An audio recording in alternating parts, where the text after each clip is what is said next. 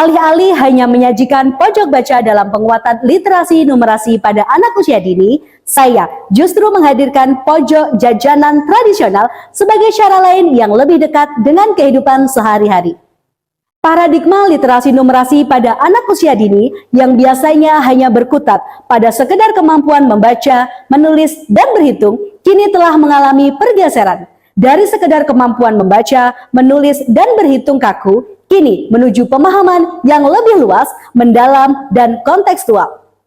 Literasi numerasi yang biasanya disajikan dalam pojok baca dan lembar kerja berhitung sederhana yang membosankan sangat jauh dari konteks kehidupan sehari-hari.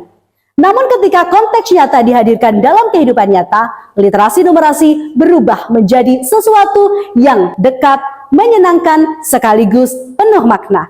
Dalam konteks ini, pembelajaran literasi numerasi hadir sebagai sebuah pendekatan yang lebih humanis dan bermakna. Jika proses belajar kita analogikan sebagai sebuah perjalanan, maka aktivitas kontekstual ibarat peta dan kompas yang menuntun arah agar siswa tidak hanya sampai pada jawaban dan bacaan, tetapi juga memahami makna dari perjalanan itu. Literasi numerasi bukan sekedar calistung biasa, melainkan bisa sebagai sarana untuk memecah masalah nyata yang ditemui dalam keseharian. Pada praktik baik kali ini, saya akan membagikan bagaimana literasi numerasi dapat saya hadirkan melalui konteks jual beli pada pojok jajanan tradisional, sebuah jajanan khas dari daerah Ngawi yang begitu dekat dengan siswa. Melalui aktivitas ini, siswa kelompok B belajar mengenal mata uang 1.000 hingga 20.000 dengan cara yang menyenangkan, otentik, dan relevan dengan budaya mereka. Sebelumnya, anak pada usia kelompok B sudah mulai mengenal angka 1 hingga 20 yang biasanya kita kenalkan dengan metode menghitung benda konkret, memasangkan benda dengan angka, membandingkan jumlah. Namun, kali ini konteks nyata mengenal angka 1 hingga 20 akan kita hadirkan dalam kehidupan nyata. Dan keseruan dimulai ketika kelas saya berubah menjadi transaksi jual beli pada pojok jajanan tradisional, yang mana di sini guru berperan sebagai penjual sementara siswa akan menjadi pembeli. Saya hadirkan daftar menu raksasa yang saya buat dengan display seperti layaknya depot jualan jajanan sebenarnya.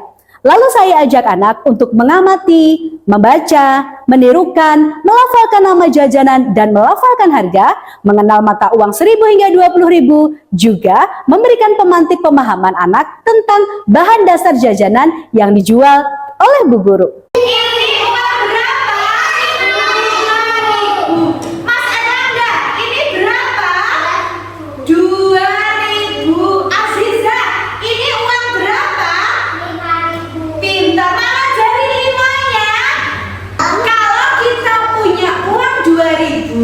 Kita bisa beli apa?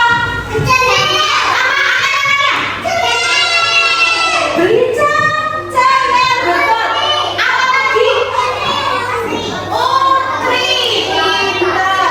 Pada aktivitas kali ini, saya mengulanginya beberapa kali agar mereka menjadi terbiasa. Kemudian saya menggali pemahaman dengan memberi pertanyaan pada mereka, menu jajanan apa saja ya yang harganya 2.000 dan menu jajanan apa saja ya yang harganya 4.000. Setiap siswa juga berlatih memesan makanan yang saya hadirkan melalui nota sederhana sebagai pengganti lembar kerja yang biasa digunakan.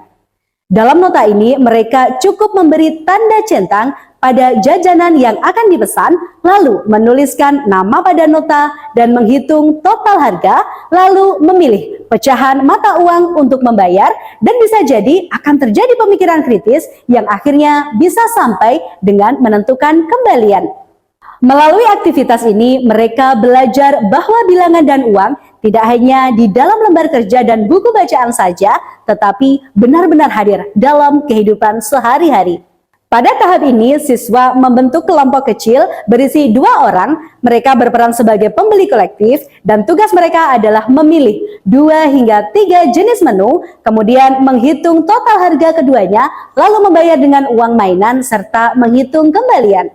Mengingat usia mereka yang masih dini, tentu dalam aktivitas ini terjadi diskusi, perdebatan, dan saling memeriksa jawaban. Namun inilah esensi pembelajaran mendalam. Ketika siswa aktif berpikir, berkolaborasi, sekaligus menghubungkan konsep bilangan 1-20 dengan mata uang melalui transaksi nyata. Tantangan semakin menarik. Siswa kita ajak untuk menyusun menu hemat untuk 2 orang dengan uang 20.000 yang diberikan oleh ibu mereka. Dan di aktivitas 3 ada menu hemat anak cerdas. Pilihan menu harus lengkap, yaitu ada jajanan dan minuman. Mereka harus memastikan juga apakah uang yang tersedia cukup untuk membayar pesanan tersebut. Aktivitas ini menuntut siswa untuk berpikir kritis, membuat strategi, serta membuktikan perhitungan mereka. Tidak hanya membaca dan berhitung, namun mereka juga belajar mengambil keputusan cerdas dalam mengatur uang. Hal ini akan sangat relate dengan kehidupan sehari-hari saat mereka dibekali uang ibunya untuk jajan di kantin sekolah.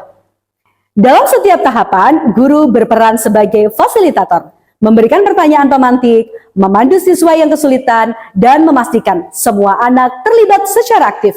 Sementara itu, siswa saling membantu, berdiskusi, dan belajar memberi alasan setiap pilihan yang mereka ambil.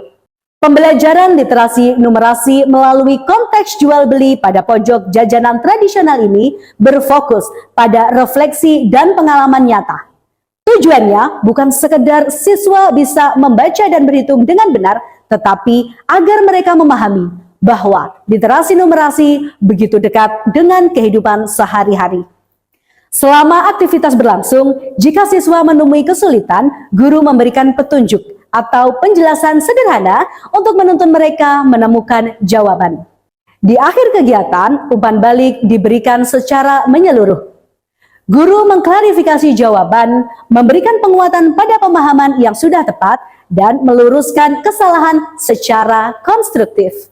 Siswa pun memperbaiki kesalahan mereka dengan percaya diri, sambil menanamkan konsep literasi numerasi dengan lebih baik.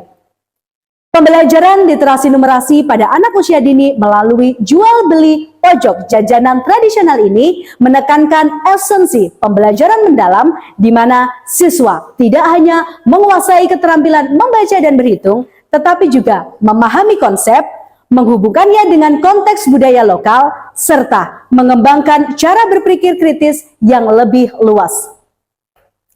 Pengalaman belajar yang berkesadaran, bermakna, dan menggembirakan bukan hanya membuat siswa paham calistung saja, tapi juga menyukainya.